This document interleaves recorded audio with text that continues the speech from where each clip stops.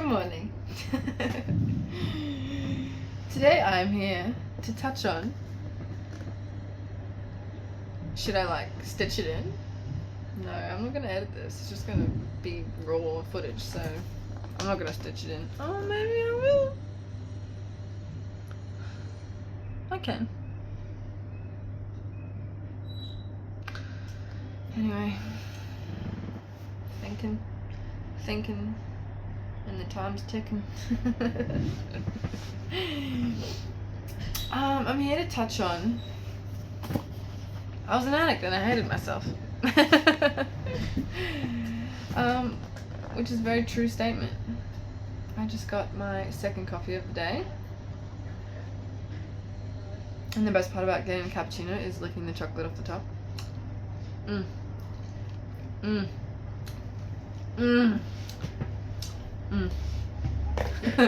So, I was an addict for my whole life. Literally. There wasn't a time in my life where I really remembered not doing drugs. That was prior to 14, by the way. But smoking weed was like my everyday drug. And smoking weed just fucks with your memory in general. So I don't really remember much at all. Plus, I already have a little bit of a retarded brain. Who doesn't? We all kind of do, right? But I feel like my brain just doesn't tick the same way everyone else's does. But then again, what's normal? What's everyone else's doing? I don't freaking know. I don't know. But at the age of 14, I was smoking weed full time. And dibbly-dabbling in like pingers. The good pingers back then. There's such thing as good drugs. Well, yeah, there is such thing. And if you're not an addict, you can have fun with it, really. But I was an addict. I grew up in a very addict-y environment. Drugs were normalized. Smoking was normalized. Other drugs normalized. Drugs were normalized. It was normal. So I was kind of just like, wasn't that strong. I had to be very determined to not do drugs, and well, I wasn't. In fact, I wanted to do them ever since I could remember, so that's good. And then I was a hardcore stoner for 10 plus years. I think it was about 11 or 12 years. And then would do every other drug besides crack and smack.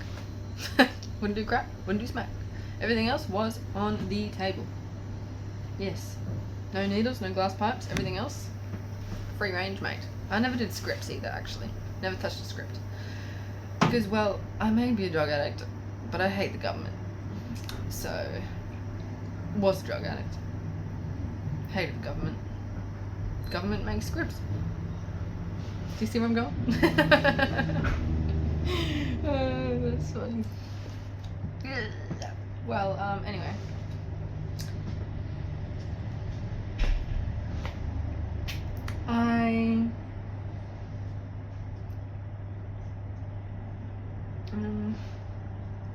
The reason I got sober?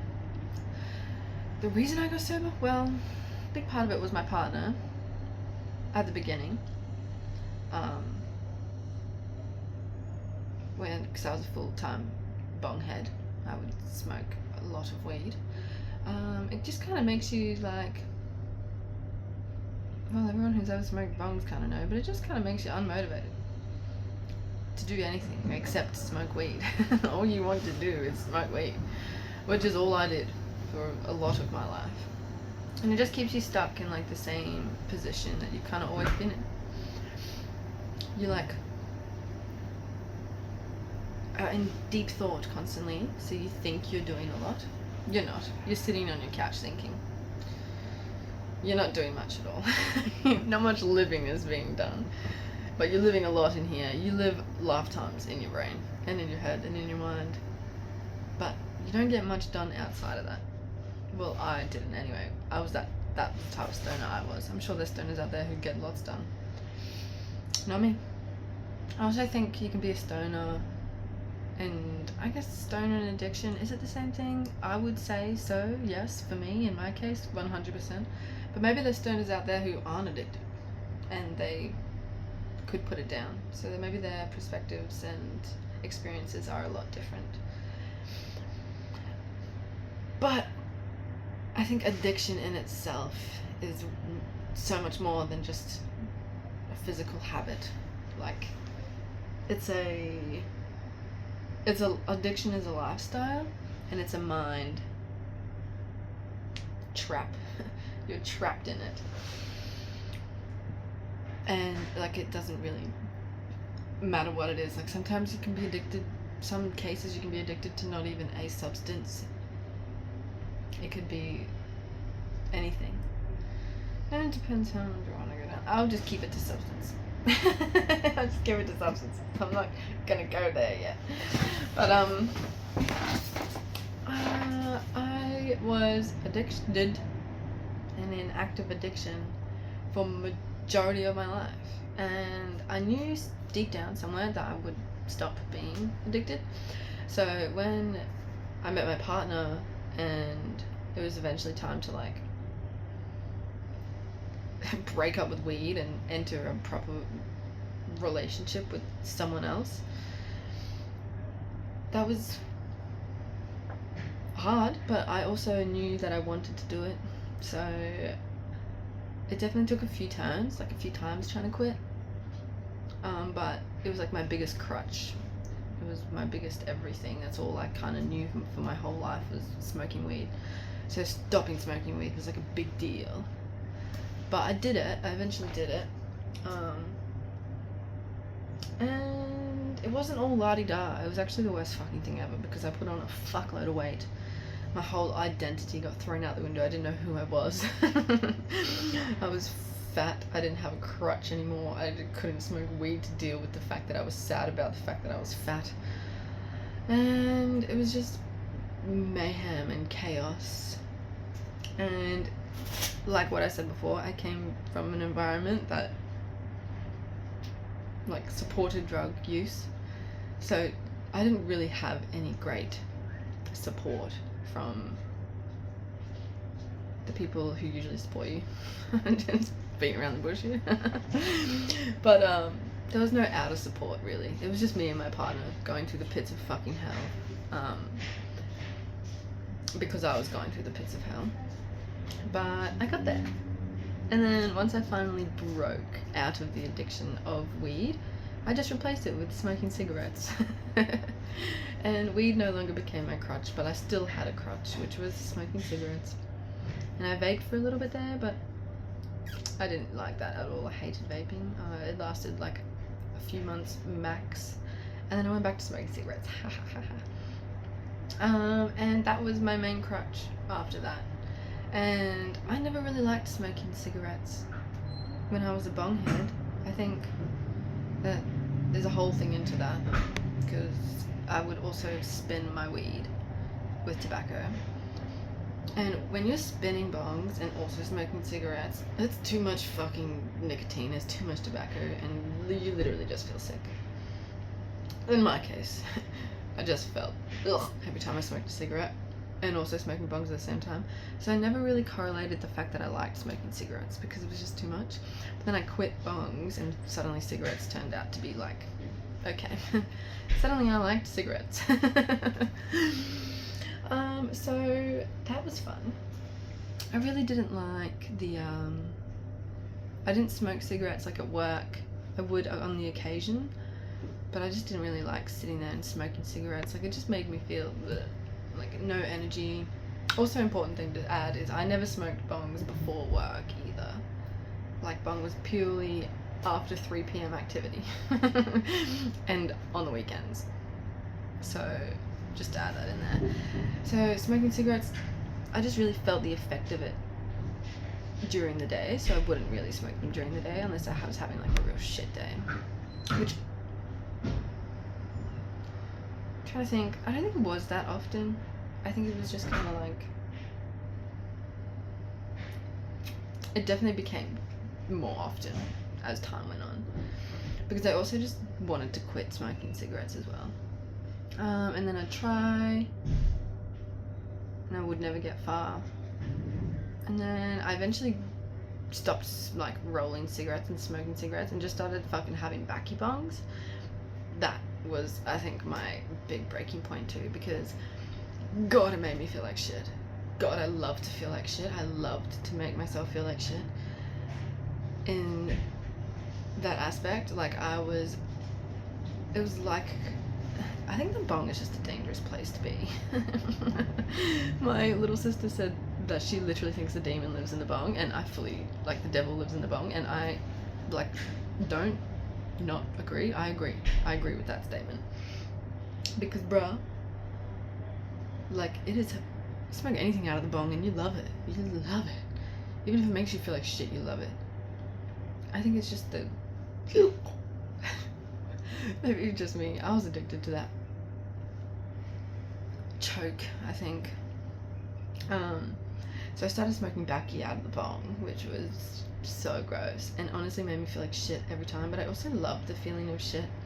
I think I was so stuck in this mind place of like, every time I'd smoke a bong, I'm like, God, I'm so like disgusting for smoking this. And because I felt like that, the only thing that would make me feel better was have another one. So it was just like this vicious cycle that I was so fully aware of. I just, every single time I chose to do it, I was like, turn a blind eye. Like, I literally just don't want to acknowledge the fact. Like, I know that this truth is right in my face, but I'm just gonna go, can't see you, can't see you, can't think about you. Out of sight, out of mind. So I did that for a while. And then one day I woke up and said, I'm sick of it. I'm sick of this. I'm sick of feeling like shit. I'm sick of having to battle the demons in my brain every single time I go for a cigarette. And in that moment, I quit. And it was probably the easiest thing I had to do. And I said this in my last video. It's probably the easiest thing I had to do, but it's purely because I was sick of it. Like, I was so sick of it, and I was sick of fighting myself. I was sick of being ripped into two every single time I would do it. I was sick of it. Like, there was no another ounce of me that could like do it again. I was so done. And that's what started the whole sobriety journey, because of that constant feeling. And I'm not a big drinker, but when I would drink, like, I'd get drunk. I don't just drink, like, I only drink on occasions, like if there's an occasion. And I have quite a big family, so there is a lot of occasions, especially at the start of the year, to party. And I would party, you know? if I had a drink, I was a lightweight, so I'd have like 1 or 2 drinks, and then I'd be like, we're on. Like, what's next? Like, give me something. I need a line, I need a pill, I need literally anything, give me anything. And that was a behavior I was also extremely aware of, but also didn't give a fuck about. I didn't care. I low-key loved it, and my excuse was, it's only on occasion, and it's not every day. That was my addict mind, and how I could justify it. And also, every single time I did drugs, I hated it. Like, it was never a fun time. I am a fun person sober, and when I would do drugs, that would just go away, and the drug would take over, and that was no longer fun. I wasn't having fun. I wasn't a fun person. All my funnies went away. It just wasn't a vibe. And thank goodness that I decided to do that. Today I'm 60 days sober, and I may not have done drugs all of the time, but I'm 60 days nicotine and drug and alcohol free. But in my mind, I feel like I'm drugless forever. Like, I feel like this sobriety is going to last forever. And that's crazy. Because I knew somewhere deep down, ever since I was little, that I would get sober eventually in my life. I just didn't know that it would feel like this and be like this, and it was like, and be so easy once I made the decision. It just feels like I've stepped into this whole new version of me that I've always known was there, but now I can access. And crazy shit has been happening, by the way. I'm pretty, like, I would like to say in tune. Even as a fucking full-fledged drug addict, I was in tune. But now, just for instance, today, I went to the toilet before. I'm a cleaner. I went to the toilet before, and I saw, like, the sanitary bin, and I was like, oh, the sanitary bin man's coming today. He's not due for another week, but I just know he's gonna come today. Literally 5 minutes later, I get a call saying sanitary bin man is coming today. I said, yeah, I knew that. I wasn't even surprised. I wasn't even shocked. I was just like, yep, this is what's happening. And that's cool. That's cool. Those moments happen all of the time now. That's cool. I'm a little bit crazy in the fact that I can, like, I'm just gonna say it. I'm scared, but I'm gonna say it. That, like, I can low-key read people's minds. aka energy, aka thought forms, aka whatever you want to call them.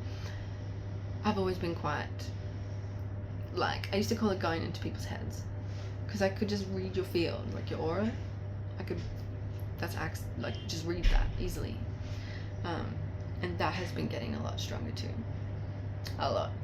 And it's like such a curse and such a blessing, because I just know, like, I'm alone in it. I'm not, but it's also like, how do I explain that to someone? How do I explain that to you? How do you get it? There's probably people out there who do get it, you know, but for those who don't, they think I'm cuckoo, they think I'm loco. And that's okay. I'm kind of used to that at this point too.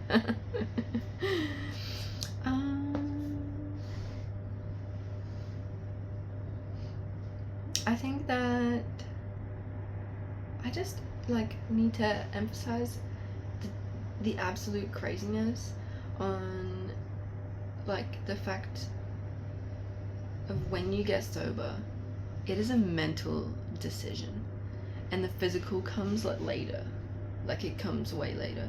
Like, you have to mentally decide that you're gonna quit and that you're done, like, forever, and then you physically can do it. It's not like you quit smoking cigarettes and then the mental comes afterwards. No, that's not how it goes, or anything really. That's not how it goes. You have to decide in here. It's like the moment I was like, okay, I'm done. I'm not gonna have another one. Like, I would have just freaking had a cigarette or whatever I was doing. Just, like, I would have had one, and then as soon as I had it, and I was like, I'm done. Like, I'm done. I'm so sick of it. I'm sick of this. I'm sick of the turmoil I'm going through right now. I'm done. And the moment that I said that, you just feel the space create.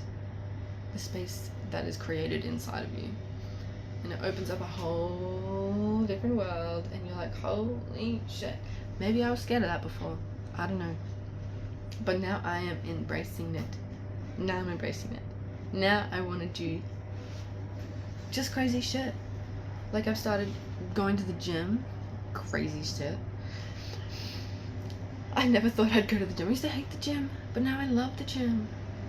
And I'm trying to think. I think I always started going to the gym, like, before I quit smoking cigarettes or got sober.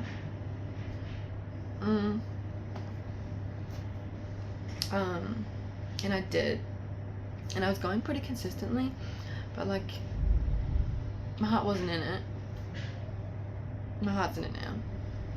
Like, being sober creates space for everything else. It takes away that part of you that goes, I'm shit, I'm doing shit things by myself, so I'm going to continue to do shit things by myself.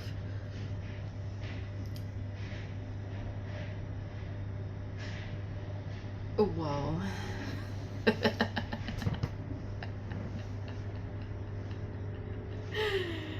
I wish I could, like, get what I think up here.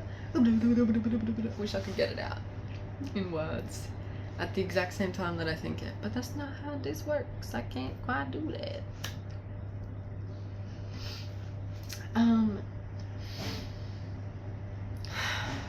I've like lost a train of thought. I just had like a crazy brain fart. Brain explosion, I should say. Literally just like 1,000 things just went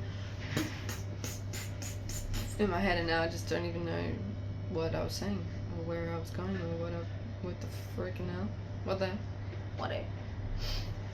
Let's see if I can start from somewhere. So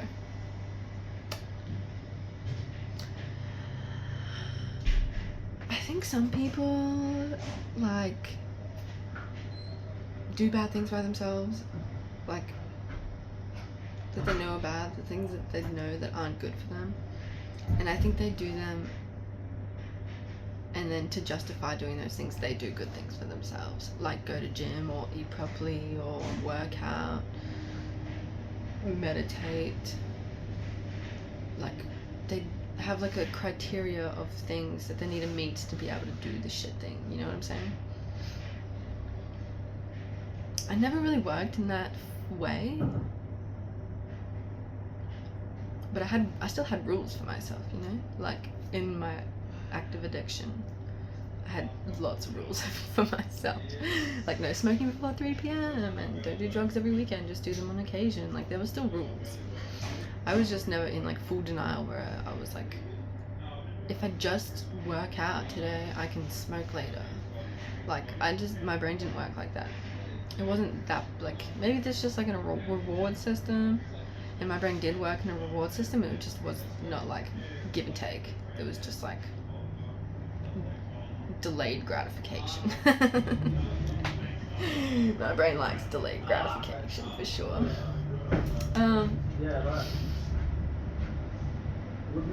So like, yeah. I'm trying to think. I think the space that's being opened up in me right now is like a little bit like it's crazy. It's hectic. Someone's on the phone in the toilet next to me. Sick.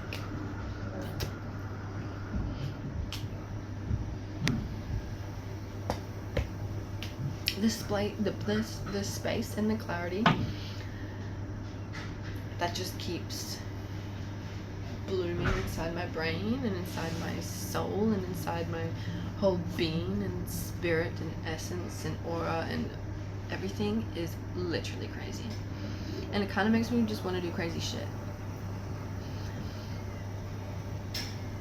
I'm also just like, I got sober because I want to be more and I want to be better, but I also just want to access peace and freedom. And I think the world is already, like, the world is so fucked up that there's gonna be a breaking point, and I think individually and collectively we're all heading to, like, you know, the new earth. So I don't know if like this was always gonna happen anyway, you know, like me getting sober, me being me, finding this space, or if I just did it because I was sick of it. I don't know. I feel like was it divine timing? Everything's divine timing, but like this just opens another can of worms. But I feel like what I'm trying to access is part of the new earth, and the only way to get there is for me to get sober, obviously. But it's just kind of catapulted me into wanting to do everything. Like, I just want to do everything. One big thing is I want to have an OBE. That's why I'm food fasting. This should be another video because I'm literally 24 minutes in. But I want to have an OBE. I need to clean up my space for that. I need to look fear in its freaking eyeballs and say I love you. I need to look death in the eyeballs and say I love you. And for like how my brain works, I'm like, I need opportunities to do that are like outside of myself. But I think I really just need to go inside and just like really dig deep and create my own mind palace of no fear and death, because I actually love death. Fear and death aren't super correlated in my mind at all. They're like two separate things. But I feel like if I haven't been able to access what I want to access, it's because fear is in the way. So I need to create that. I need to go in and look fear in the face and look for it and find it and invite it in and experience it. Inside here, outside here, everywhere. So getting sober is the first step. And I think I'm just going to end it there. 25 minutes and 25 seconds. So love you all. We'll see you in the next video. And who knows what I'll talk about. Probably more other things in depth. But it's fun. I have a lot of free time at work, hence I'm able to do these videos, and I want to do these videos now because I'm doing a 30-day phone fast and I can't sit here and scroll, which is what I have been doing for a long time. Also, this book has been sitting like up here on this side, like staring at me the whole time. And well, that just is a sign. That just means something to me. So I hope that he's looking down at me going, good girl, good job, high five, yeah.